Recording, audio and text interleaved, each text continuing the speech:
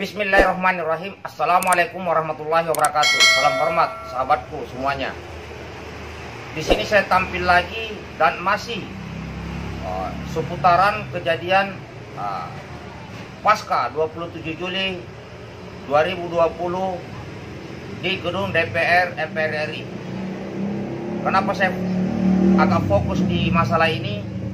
Karena saya tahu betul bahwa skenario peperangan, ya, ibaratnya sutradara sudah memainkan tahap 3, yaitu terus berusaha bagaimana rakyat Indonesia ini dipecah belah kemudian diadu domba. Itu adalah tahap ketiga sebelum terjadi peperangan yang sesungguhnya, yaitu tahap kelima.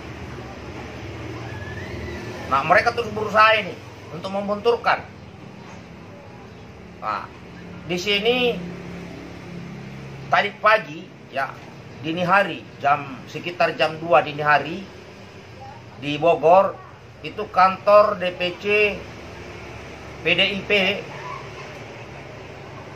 dibom molotov oleh oknum tertentu. Saya ulangi, kantor DPC PDIP di Bogor itu dilempari bom molotov oleh oknum tertentu. Sehingga saya senantiasa mengajak saudaraku, siapapun saudara, agar jangan mudah terpancing dengan isu-isu. Jangan mudah terpancing. Selalulah kedepankan hukum. Jika memang hukum positif tidak bisa berjalan, apa boleh buat? Jalan terakhir adalah hukum rimba, saudara-saudaraku. Tapi ingatlah, di saat sesama anak bangsa bertarung, berhancur-hancuran, yang menang tidaklah menang. Yang kalah dia akan tetap jadi abu.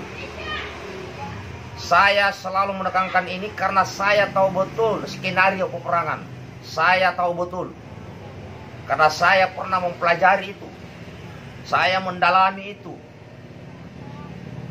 Saya mendalami, saudaraku. Tapi jika memang itu semua harus terjadi perang, saudara, apa boleh buat? Yang penting saya sebagai warga negara yang tahu tentang skenario peperangan sudah mengingatkan sesuai dengan kemampuan saya lewat media sosial seperti ini. Lewat media sosial seperti ini. Maka saya berpesan kepada aparat keamanan saudaraku yang kebetulan sekarang aktif sebagai aparat kepolisian, agar permasalahan seperti ini harus bergerak cepat. Harus bergerak cepat. Siapapun pelaku-pelaku yang ingin membuat kerusuhan, yang memprovokasi, harus segera ditangkap, dihukum. Karena kuncinya di situ. Karena jika ini terlambat, karena jika lambat menangani masalah, maka ini akan merembet ke masalah-masalah yang lebih besar. Jadi saya sebagai warga negara memohon, meminta tolong, ya, dan saya yakin aparat keamanan Polri sudah maksimal dan bergerak.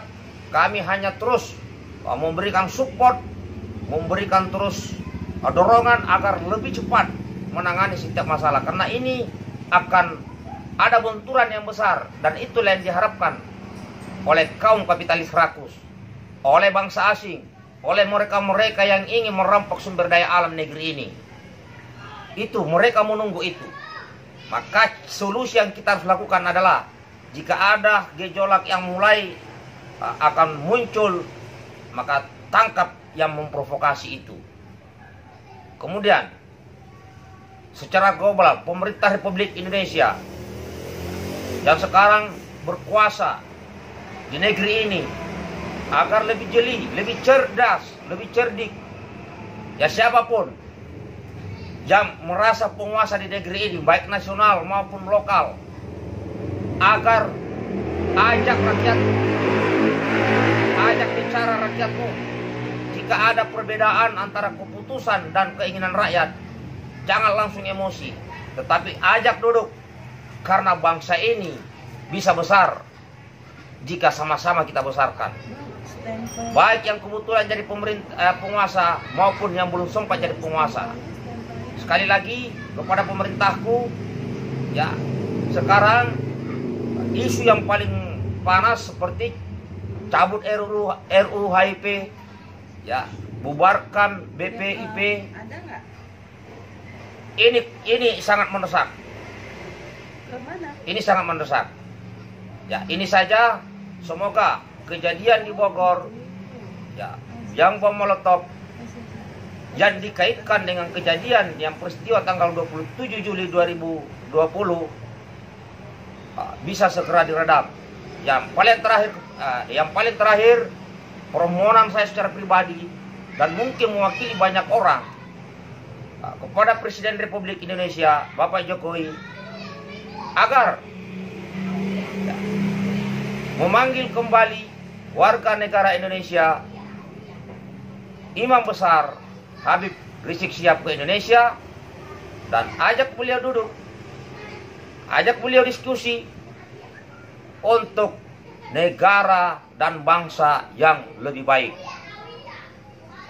Itu adalah salah satu permintaan dan permohonan agar semakin kondusif bangsa kita, agar bangsa asing tidak bisa memecah belah bangsa yang besar ini. Biarlah ke depan kita sibukkan diri membangun ekonomi agar terwujud keadilan sosial bagi seluruh rakyat Indonesia. Ini yang bisa saya sampaikan kepada diri saya, kepada sahabat-sahabat saya, kepada seluruh sahabat Puraya Indonesia, kepada pemerintahan Republik Indonesia, demi kepentingan bersama, demi kepentingan umum, termasuk anggota-anggota Dewan di Legislatif, baik DPR RI, baik DPRD tingkat 1, DPRD tingkat 2, dan seluruh jabatan-jabatan politik. Ingatlah kembali saudaraku, di saat ingin maju menduduki jabatan politik itu sangat akur, sangat dekat dengan rakyat. Namun sebahagian besar di saat sudah duduk menjadi pejabat, menjadi penguasa, ini seakan-akan jauh dari rakyat, ibarat kacang lupa akan kulitnya. Jadi sweet kembali niat kita, apa niat kita untuk ingin menjadi pemimpin, ingin jadi penguasa, akhirnya minta kepada rakyat agar dipilih. Dan sekarang saudara sudah terpilih, saya memohon sebagai warga negara, bersatulah kalian, wahai para pejabat, wahai para pemimpin, urus rakyatmu ini, urus. Misi kita jelas, yaitu kemakmuran, kesejahteraan, dan keadilan sosial bagi seluruh rakyat Indonesia. Demikian, jika ada kata-kata yang kurang berkenan, saya mohon maaf. Tetap semangat, merdeka. Salam hormatku buat semuanya. Assalamualaikum warahmatullahi wabarakatuh.